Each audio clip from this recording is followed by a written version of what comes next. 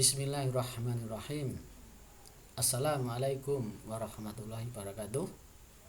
Selamat berjumpa lagi untuk kita memperhatikan video yang keempat khusus untuk turunan atau diferensial fungsi trigonometri. Ini memang saya buat berantai seperti ini sedikit-sedikit, tujuannya biar paham, maka ini saya pisah tidak sekaligus. Oke, untuk pertemuan ini adalah yang keempat, ini sebagai dasarnya, yaitu bagian yang keempat, bagaimana kalau kita menentukan turunan dari fungsi trigonometri di mana fungsinya itu berpangkat.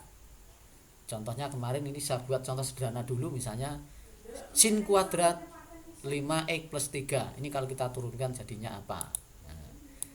Nah, untuk bisa menjawab ini, ingat sifat yang ketiga kemarin, kalau ada y sama dengan u pangkat n. Nah, di sini maka turunannya adalah n dikalikan a, u pangkatnya berkurang 1. Tapi masih ingat dikalikan u aksen. Begitu, berarti nanti kalau ini paham, berarti bentuk ini kita tidak menemui kesulitan. Sekali lagi, seperti ax pangkat n itu, turunan ax pangkat n adalah a kali n x pangkat n min 1.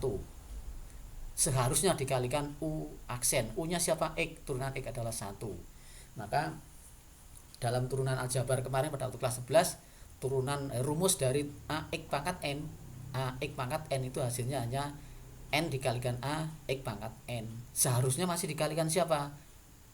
Turunan dari x. Turunan x itu apa? 1. Maka hasilnya kan itu aja. Nah, sekarang kasusnya kalau yang dipangkatkan ini adalah sebuah fungsi, tidak hanya x. Entah fungsinya apa. Bisa jabar, bisa trigonometri, tapi khususnya ini adalah trigonometri.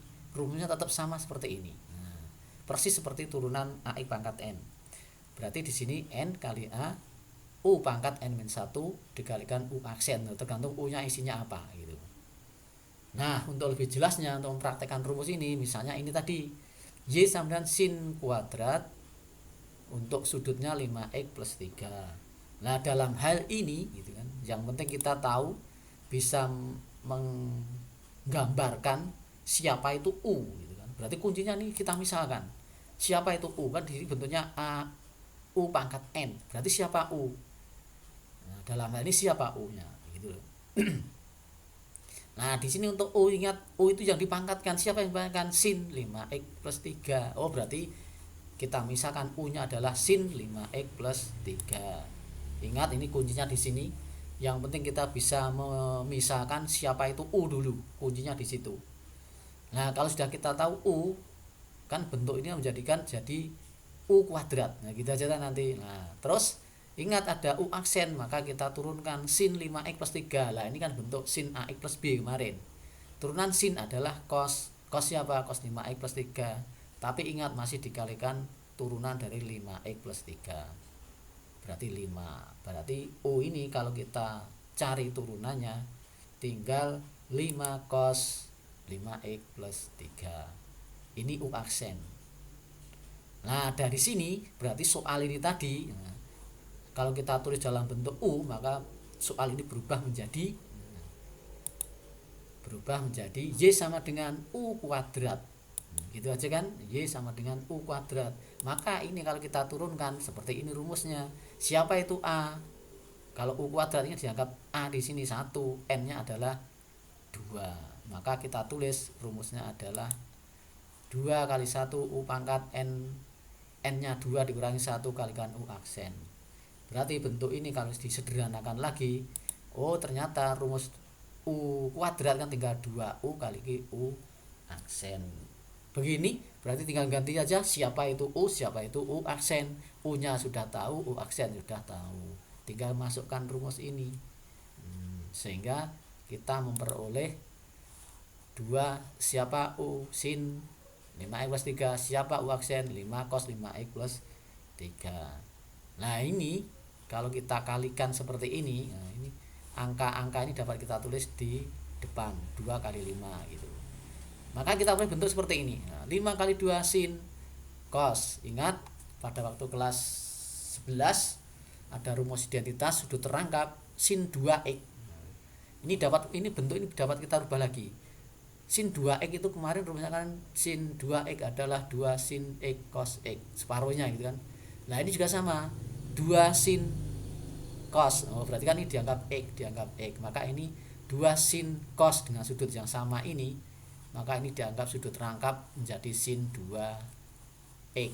Tetapi dalam hal ini x-nya adalah 5x plus 3. Oke, ini dapat dirubah menjadi 5 sin 2 kali. Nah, ini dapat dikalikan juga. Seperti ini juga boleh. Nah, maka kalau kita tulis lagi sederhananya, ternyata turunnya adalah 5 sin 10x plus 6. 2 kali 5x, 2 kali 3. Begini untuk bagian keempat, mudah-mudahan bisa dipahami. Sekali lagi, bagian pertama, bagian kedua, bagian ketiga, dan bagian keempat ini merupakan alat untuk apa? Alat untuk kita mempelajari materi berikutnya, yaitu aplikasi turunan. Apa itu guna turunan? Digunakan untuk apa? Nah, nanti bisa menentukan nilai maksimum minimum, bisa menentukan kemiringan garis singgung atau membuat persamaan garis singgung, bisa menentukan suatu fungsi itu naik atau turun. Maka nanti kita hanya menggunakan turunan dari bagian 1 sampai 4 ini. Mohon bagian 1, 4 ini dipahami benar. Setelah itu kita lanjutkan materi berikutnya, yaitu masalah aplikasi turunan khusus untuk fungsi trigonometri. Demikian, mudah-mudahan bisa dipahami dari bagian 1 sampai bagian 4 ini, dan ini merupakan alat, sekali lagi mohon untuk dipahami betul.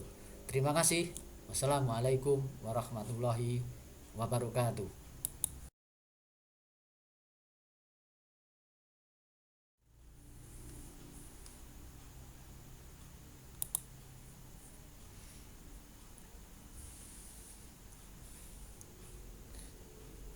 Oh, ternyata masih ada contoh yang kedua. Untuk contoh keduanya ini saya cepatkan saja.